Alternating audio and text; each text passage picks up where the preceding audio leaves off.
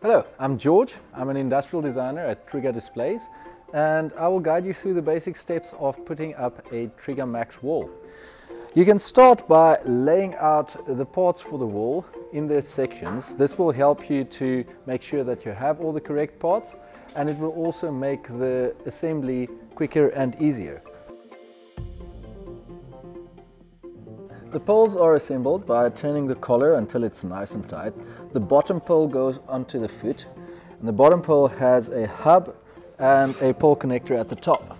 The top pole then fits into the pole connector, and once again the collar is turned until it is nice and tight.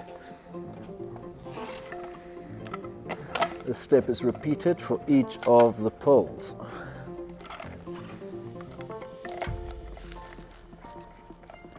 Next, the graphic rails are assembled onto the crossbars. The rail blocks clipping into the tensioners. And then the crossbars are assembled onto the poles. Take note that the groove on the graphic rail at the top is facing upwards.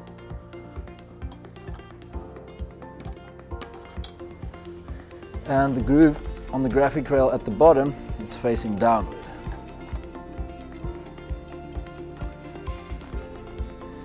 On the graphic rails, you have corner pieces at the end of the wall to give the print a nice curved shape, and on the side facing inwards, you have straight pieces. You can then repeat these steps to build the next panel on the wall.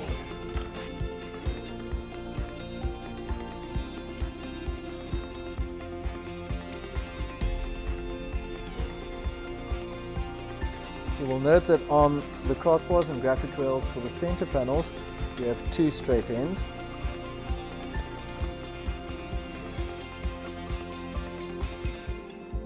And when assembling, you can take some time to make sure that there's just a small gap between the straight pieces.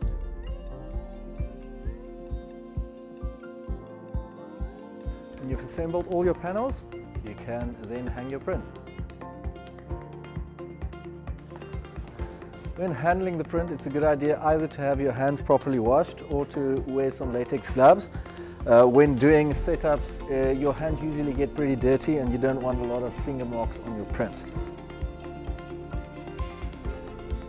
You can then hang the print in the groove on the top graphic rails.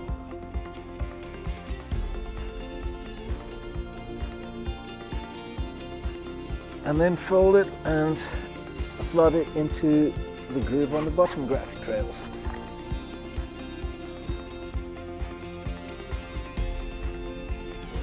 While the print is still untensioned, you can check if your alignment is neat and if you have the graphics on the print centered. And you can then tension the print by releasing the tensioners. You can do that either by pressing the buttons on the tensioners through the front of the print, just feeling for the button and pressing it, or you can go behind the print and tension them that way.